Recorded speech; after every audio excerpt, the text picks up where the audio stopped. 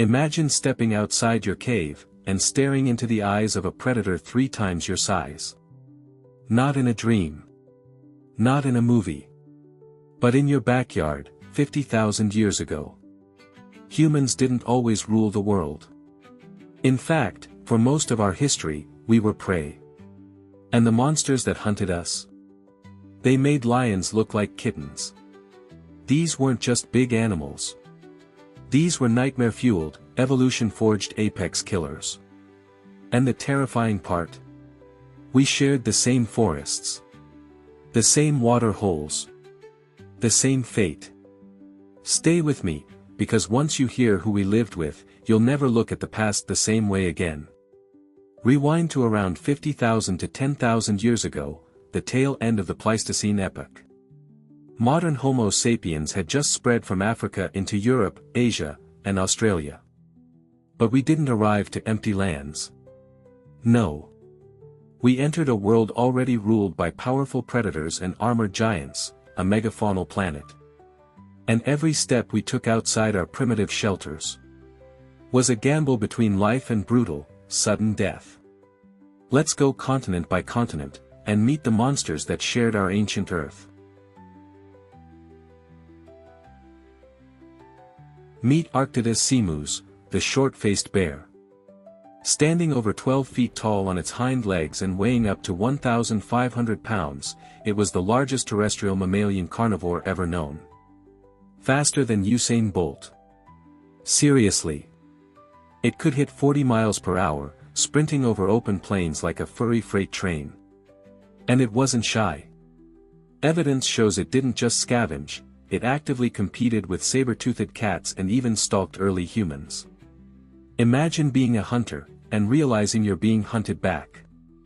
Welcome to ancient Australia, where everything was wrong. And deadly.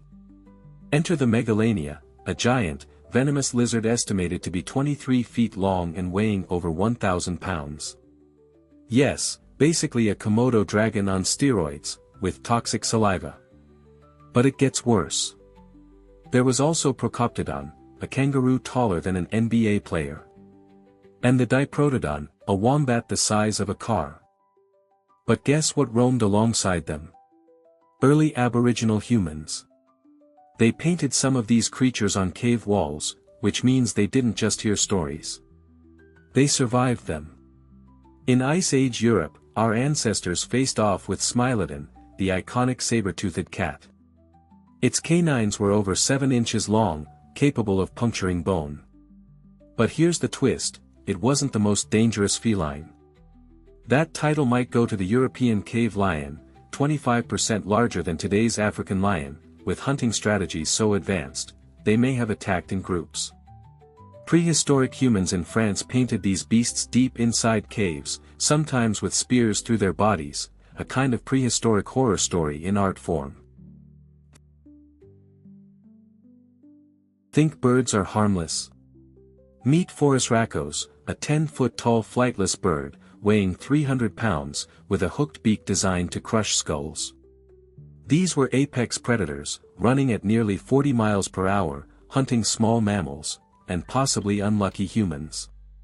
There's evidence of early humans encountering these avian assassins, and trust me, they didn't sing Disney songs.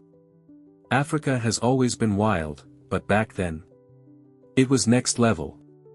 Alongside early humans roamed giant hyenas the size of grizzly bears, calicotheres, clawed, horse-like animals that looked like nightmares stitched from spare parts. And the ever-present crocodiles, like Crocodylus thorbjarnarsoni, 27 feet long, lurking in rivers, snatching humans like snacks. This was the continent where we were born, but we had to fight every single day just to exist. Here's a wild twist, scientists believe the extinction of many of these beasts wasn't just climate.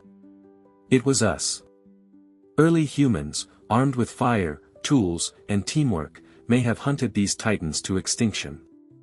So while we were once the prey, we became the most dangerous species of all. So yes, humans once lived among beasts so terrifying, they sound like fiction. But they weren't myths. They were real. They breathed, stalked, killed, and sometimes, were killed by us. And that's the paradox of humanity. We were once fragile, afraid, outmatched. But over time, we turned the tables. The world used to belong to monsters. Now, we're the apex predator. But maybe, just maybe, we only survived because we learned to fear the dark. And in that darkness, were the beasts that shaped us.